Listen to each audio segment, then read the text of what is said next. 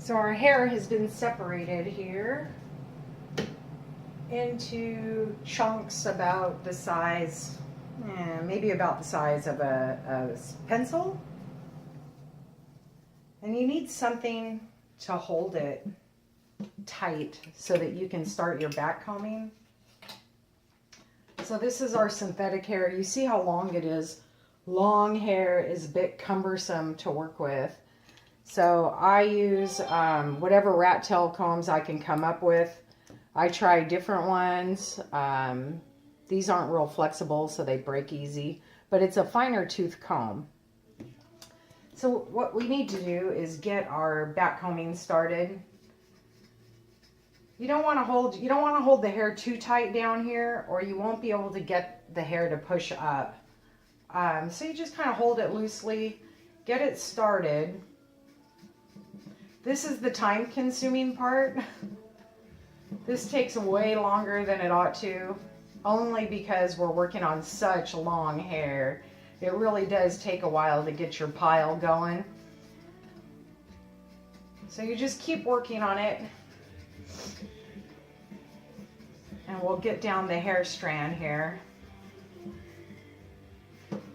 You want to make sure that the loops that you're gathering aren't too big and obnoxious, or they'll be hard to wrap in. So keep grabbing them, running your hand down it. As you run your hand down your back combing, you'll be able to see where you have straight parts. Those straight strands of hair, you really need to make sure you get some back combing in there. If you don't get that back combing in there, your dread will fall apart. So we are going to seal these, which will help them stay together, and I'll show you how to do that too. But for right now, we're just getting our back combing in.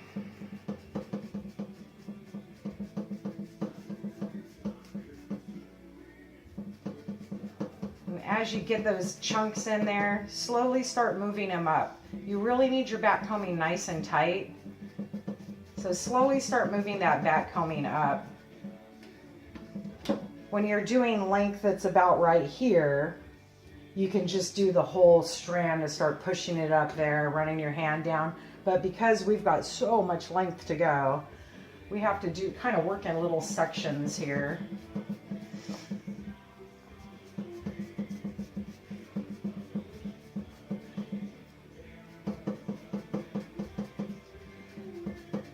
And if you find any straight sections, just roll it over, get your back combing up there, push it up, nice and tight.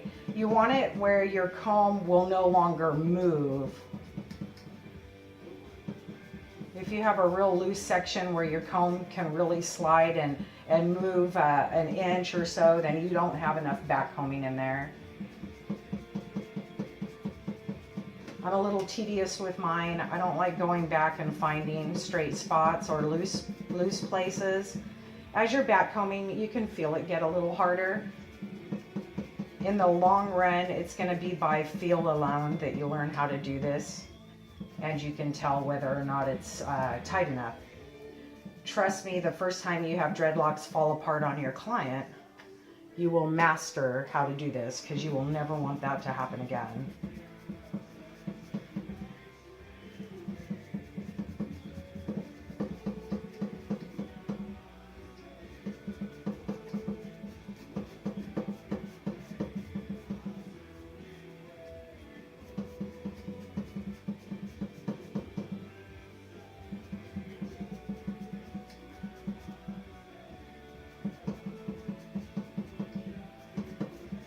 If you're working on dreads for a client, I give myself generally 2 to 3 weeks to get them made.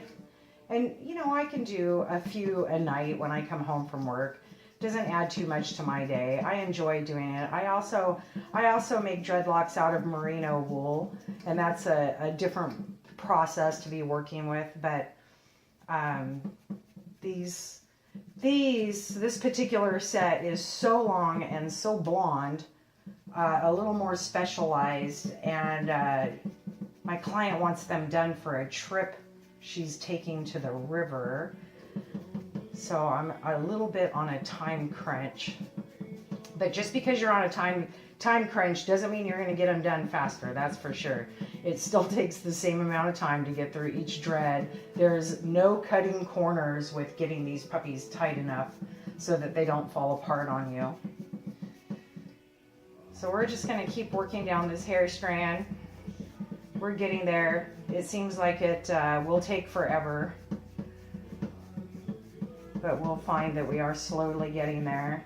If you're holding your hair strand too tight, you won't be able to get enough hair pushed up. So loosen up that grip, feel the hair slide through your hand.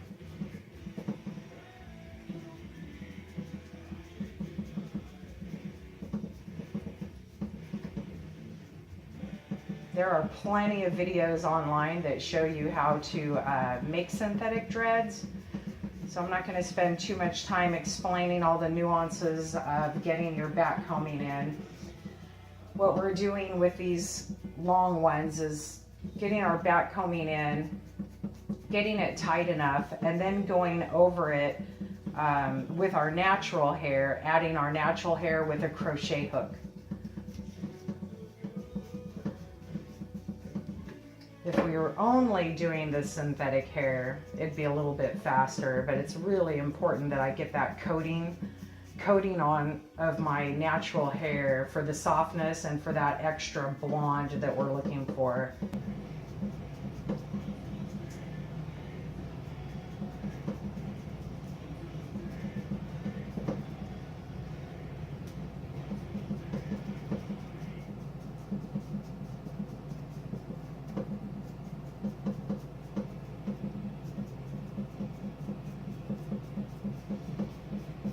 One of the rules on backcombing is you're not done until your strand of hair will stand up itself. When you hold it, it should stand out rather than fall limp.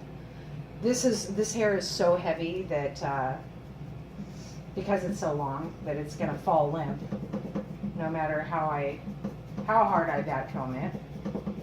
But I'll show you on the end what we mean by that. You really want a pretty big fluffy like raccoon tail. You want it to stand straight out. Show you as we start getting to the end here.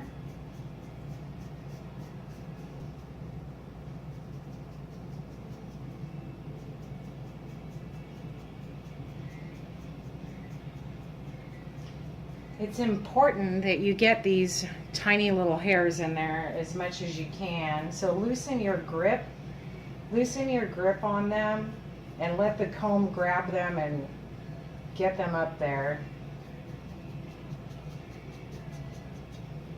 Some of the girls lately that I have been encountering really like that loose hair on the ends. But we will end up with plenty of loose hair, so go ahead and get them up there as far as you can.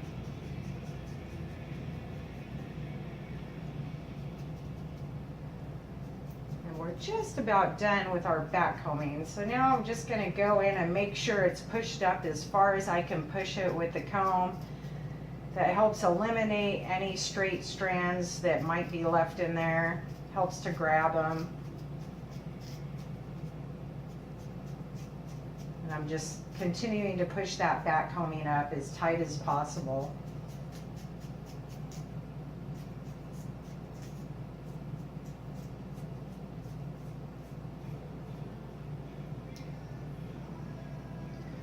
So this is what I mean by being able to stand out when you hold it. You want it pretty hard and pretty dense in there.